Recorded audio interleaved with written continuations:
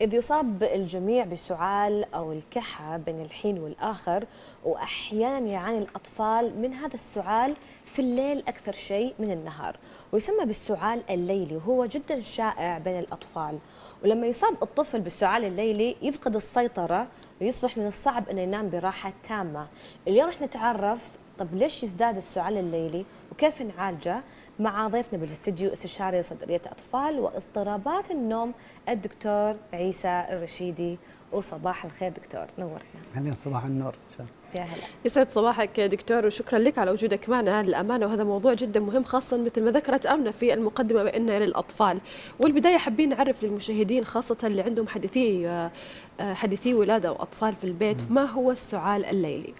هو بداية جزاكم الله خير على الاستضافة، وأنا مقدر أهمية الإعلام بالتوعية. بالنسبة لنا الكحة الليلية أو السعال الليلي هو عرض وليس مرض. يعني لما الطفل يصاب بحرارة احنا عادة نعطيه أدوية للحرارة، هذا كأهل. لكن لما تروحين للدكتور تقولين طفلي فيه حرارة، الدكتور عادة يفكر إيش مسببات الحرارة، ولا هو بعارف العلاج. هل مسببات الحرارة هي التهاب في الأذن أو التهاب في الصدر، فيعطي على أساسها العلاج. فنفس الفكرة بالنسبة للسعال الليلي، احنا ما نسميه مرض، احنا نسميه عرض. ايش مسببات الكحة سواء كانت في الليل أو في النهار؟ من أشهر المسببات هي المصاحبة للالتهابات الفيروسية في الجهاز التنفسي العلوي، هذه أشهر سبب تقريبا. وعادة نعطيها علاجات يعني مهدئات فقط، من ضمنها مثلا أدوية مسكنات، أو ننصح للأم بشرب السوائل، الطفل أو المصاب بشرب السوائل. هذا كموضوع كتعريف. في أمراض ثانية تشبه السعال الليلي، لكن هو نسميه سعال سلوكي. كيف سلوكي؟ الطفل يتعود عليه. يشوف الطفل أن الأهل أو أمه وأبوه خايفين عليه زيادة، أنه يكح، فيبي اهتمام فيبدأ يكح. كيف تحتاج تاريخ مرضي يأخذ الطبيب في العيادة. يستطيع الطبيب تمييزه عن طريق يعني علامات معينة، من ضمنها اختفاء الكحة أثناء النوم. فما يكون عنده أي كحة في الليل، يجي الصباح يبدأ يكح. للأسف الأشياء هذه مرة موجودة في العيادات، في المستشفيات، والأهل يبدأ يخافوا ويروحون يبحثون عن الأدوية. بالنسبة لموضوع الأدوية، صراحة في أدوية الكحة منظمة الهيئة الدواء والغذاء السعودية تقريبا 1432 حذرت ومنعت صرف أي دواء كحة للأطفال اللي أقل من 6 سنوات. وهذا الشيء موجود، لكن للأسف أغلب المستوصفات الخاصة وبعض الدكاترة ما يطبقون الشيء هذا. لكن أدوية الكحة للطفل أقل من 6 سنوات ممنوع صرفها. طيب دكتور، الحين مع جائحة كورونا صار الأهل كثير يخافون على أطفالهم خاصة مع العودة للمدارس، فهل نقول إصابتهم بالكحة الليلية أو السعال له دخل بكورونا؟ هو كورونا فيروس من ضمن الفيروسات، قد يسبب كحة، لكن حتكون من ضمن الكحات المصاحبة للالتهابات الفيروسية. فالكحات دي عادة بالنسبة للأطباء ما نلقي لها بال، أو ما نحاول نعالجها إلا إذا استمرت أكثر من 4 أسابيع اللي هو شهر. بعد شهر ممكن نقول للأم ضروري تراجعين طبيب صدرية أطفال. جميل. بعد طيب شهر. دكتور، أيضا السؤال اللي حاب أسألك إياه، هل من الممكن أن يكون مزمن ويتطور من أنه يكون عند الأطفال ويصاحب المريض إلى أن يكبر؟ هو يعتمد على نوع مسبب الكحة. إذا كان نحن نسميه كحة مزمنة، إذا كانت أكثر من شهر ضروري وقتها يروح المريض للطبيب عشان يقدر يشخص الحالة. لكن هل هو يستمر؟ عادة لا، ما يستمر. عادة لا، إذا كان المسبب فيروسي ما يستمر. يعني السعال الليلي يختلف تماما عن الشرقة اللي بالليل المزمنة، يختلف. أيوة، هي من ضمن مسبباتها، صح عليك، من ضمن مسببات الكحة الليلية قد تكون شرقة، قد تكون ربو، قد يكون التهاب في الجيوب الأنفية، قد تكون كحة مصاحبة للالتهابات الفيروسية. قد تكون يعني أسبابها كثيرة صراحة، لكن أنا يهمني كتوعية للمجتمع أن ضروري يروحون للطبيب المختص اللي هو صدرية أطفال، هو حيقيم الحالة. والشيء الثاني أنهم ما يستخدمون أدوية الكحة في أقل من 6 سنوات. يمكن هذه لو أطلع بالمعلومة ذي الناس يفهمونها، مرة مهمة جدا، خطيرة جدا. أدوية الكحة في عمر أقل من 6 سنوات خطيرة جدا. ما هي مؤشرات الخطر اللي ممكن تحدث؟ أكثر شيء ممكن إحنا نقول للأهل أو للأم أو للأب الذهاب للطبيب إذا كانت الكحة مصاحبة لحرارة، إذا كانت الكحة معها مثلا دم، إذا كانت الكحة معها أعراض ثانية من ناحية صعوبة في التنفس، أو مثلا استمرت أكثر من شهر. نقول للأهل ضروري تروحون لطبيب مختص حيساعدكم كثير. من الصعب، أكون معكم صريح، من الصعب يكون الأهل يخلون طفلهم بدون أدوية.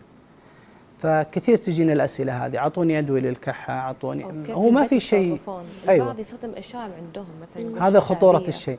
لما إحنا كأطباء نقول للأهل ما في شيء يفيد، حيضطرون يروحون لأحد ثاني يقول لهم عندي أشياء مفيدة. من الأشياء اللي ممكن تفيد صراحة العسل في عمر أقل من سنة ما يستخدم. في الأطفال اللي عمرهم سنة وأكثر ممكن يجربون العسل، أحيانا يفيد كتخفيف بس، لكن ما هو بعلاج للكحة، لأن الكحة عبارة عن عارض. بالنسبة لنا لما يجي المريض يشتكي من كحة نحاول نعرف إيش مسببات الكحة فقط، هذا دوري كطبيب. إذا كانت المسببات مصاحبة للالتهابات الفيروسية ما نعطيش.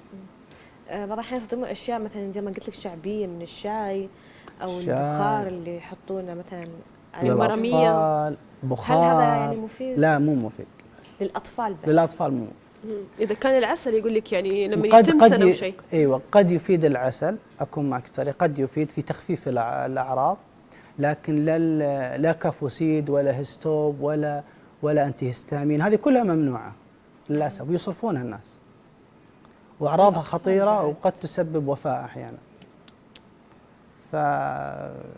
يعني المفروض الأهل يعرفون جيدا أن الأدوية هذه في أقل من 6 سنوات ما تستخدم.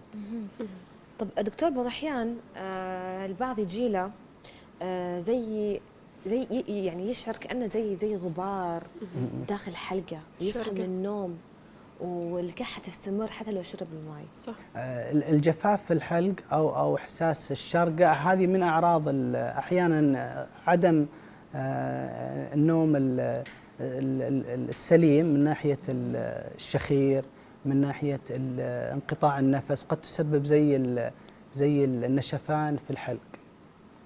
ف يعني ما تعتبر مرض زي ما قلت لك، احنا نبحثها في تاريخ المريض نفسه.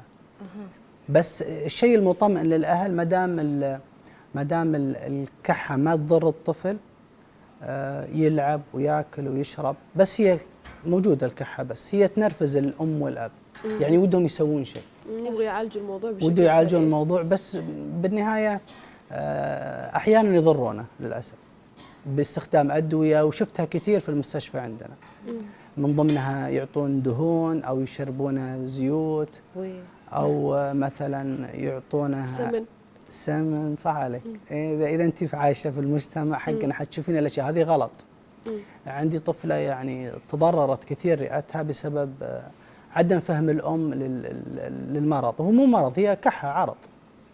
إذا شرحتي للأهل أن هذه أعراض فقط ما تضر الطفل، هم يرتاحوا عادة. وإحنا نقول لهم إذا استمر الكحة أكثر من شهر مر الطبيب المختص حيفيدك. خاصة إنه جداتنا وأمهاتنا يعني تعودوا على يعني نمط تربية وحياة إحنا تربينا عليها قبل، فيقول لك عادي إحنا وإحنا صغار كنا نعطيكم العسل وما صار لكم شيء. فمثلا يعني مثلا تكون واحدة من صديقاتنا واحدة من خواتنا توها يعني جايبة طفل، فالأم اعطيه عسل، اعطيه سمن، إحنا كنا نعطيكم وأنتم صغار وما صار لكم شيء. هي حالات استثنائية، كونه ما صار شيء مو معناها أن نجربه. هذا المشكلة. حتى الكميات يمكن يزودون. حتى الكميات، فالعسل أقل من سنة ما يستخدم للأطفال، لكن فوق سنة ممكن نقول يجربون الأهل إذا استمرت الكحة. بس احنا اذا طمنا الاهل ان الكحه هذه ما تسوي شيء، ما دام الطفل عايش طبيعي وياكل ويشرب، ليش تبي تتدخل؟ خله. انا اتوقع يمكن زمان ما كانت المستوصفات موجوده بكثره، ما كانت السوشيال ميديا موجوده، صح، أكيد. فكانوا الناس يعني يروحون للمختص، اوكي يتاخرون على الذهاب للطبيب بس يطلعون بفائده. عموما يعطيك ألف عافية. يعني استشاري صدرية أطفال واضطرابات نوم الدكتور عيسى الرشيدي، اليوم تكلمنا عن السعال الليلي واستفدنا كثير، وكانت هناك نصائح ورسائل مباشرة لكل الآباء والأمهات. يعطيك ألف عافية، شكرا لك. يعطيكم العافيه. شكرا لك.